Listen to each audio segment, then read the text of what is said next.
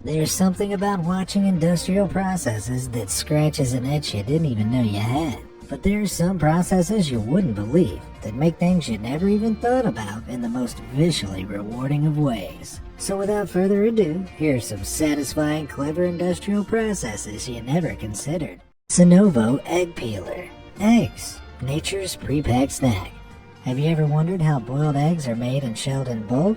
Take a look at this incredibly satisfying video of the Sinovo Egg Peeling System 20000.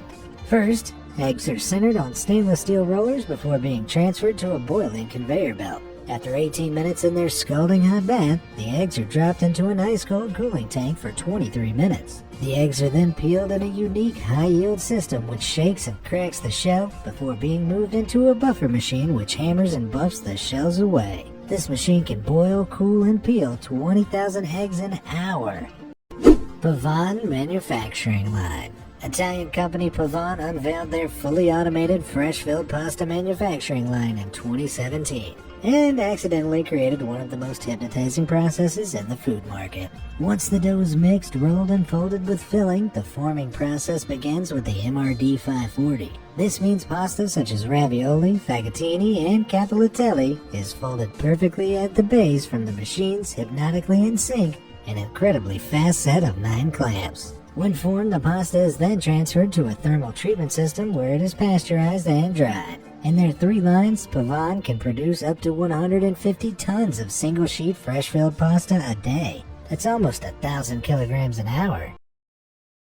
Dilmet Galvanized Chain Link Fence. Chain link fences may not seem that exciting out in the real world, but watching them being made is utterly spellbinding. This video from Dilmet Lucas Barawai shows an automated chain link mesh machine churning out a huge 180 meters squared of mesh per hour. The process works as a pre-coiled set of helix wires is fed in a tube connecting to the existing fence. Once fed to the end, the wires are quickly cut and rolled to feed in the next helix. The loose wires are then twisted together by a powerful turning mechanism on each end to prevent the mesh coming apart.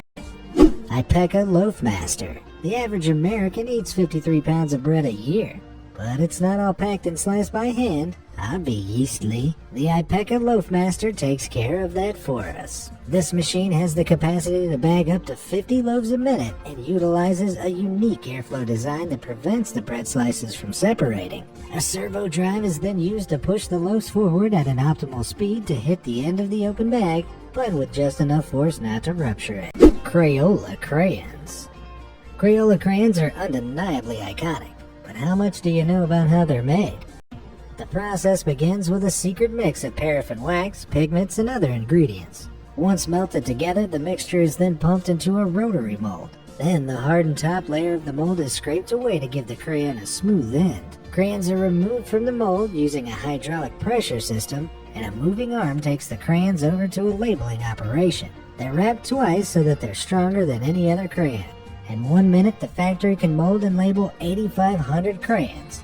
That's 13.5 million crayons per day, and about 3 billion a year. For perspective, that's enough to loop around the world 6 times. Now that's shit's Crayola. Glass bottles.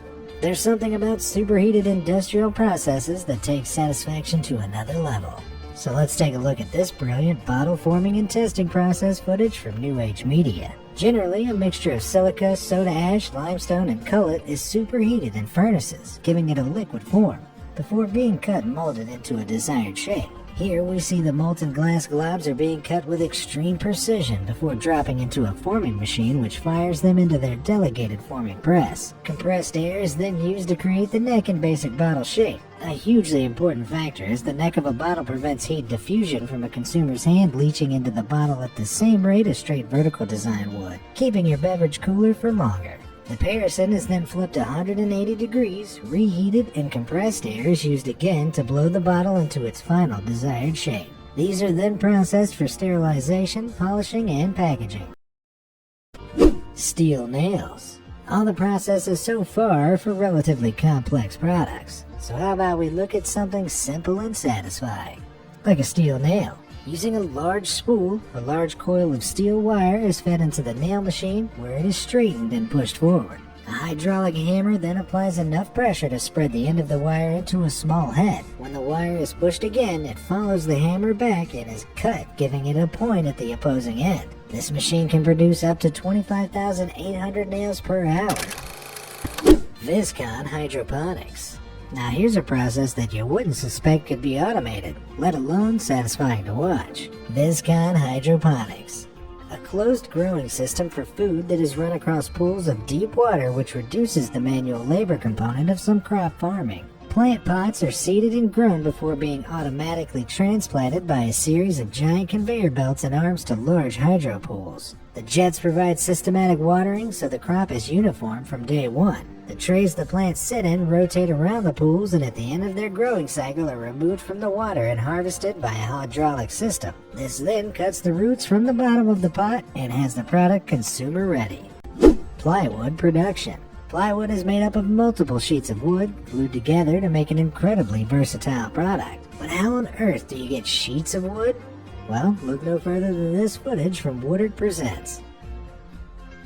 Once felled, a tree is cut into large sections and debarked.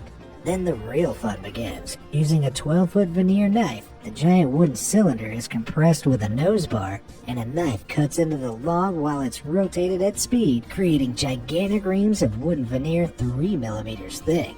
The veneer is rolled up and moved to another area where it is cut to size, and multiple veneer sheets are then stacked and glued together before being compressed to create a lightweight yet hardy panel of plywood. Finis Onion Orientation System. Now here's a process guaranteed to make you cry. With joy, the Finis Onion Processing and Peeling Machine is satisfaction incarnate.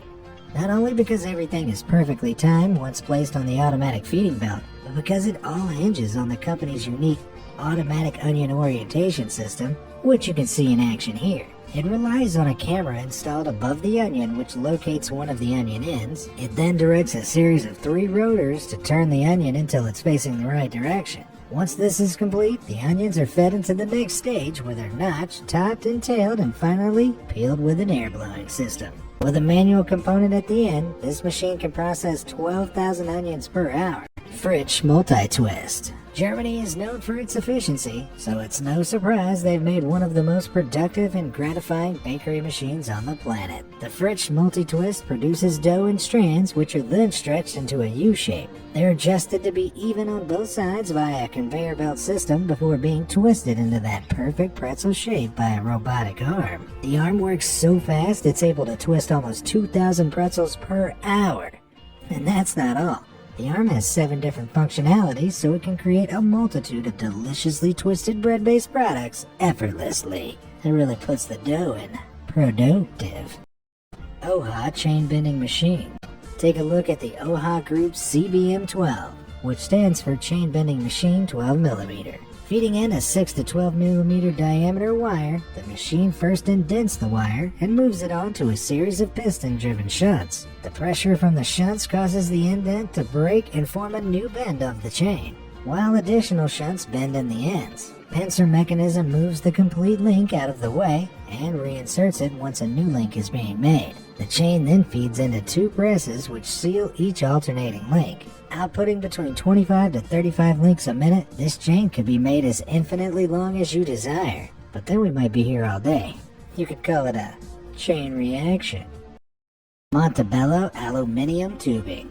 Aluminium is a gift that just keeps on giving, and its versatility couldn't be better shown than when making product tubes. Montebello Packaging has designed a production line that takes a single coin-sized aluminium slug and turns it into a full tube, screw top and all.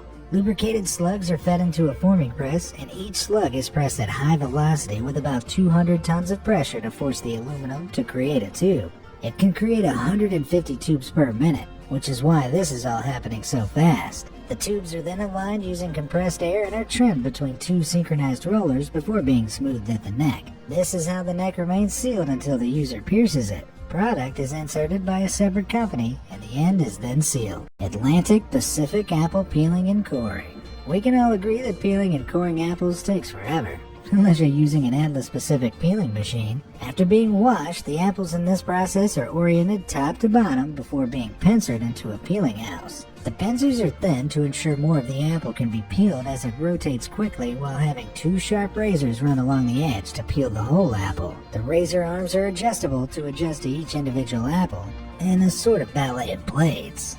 A pressurized stencil arm then weakens the core of the apple as it's passed onto the coring section, which drops a pressurized mechanical pillar straight through the apple before it's pressed into a slicing chute. This can produce 130 peeled, cored, and sliced apples a minute. Now that's appealing.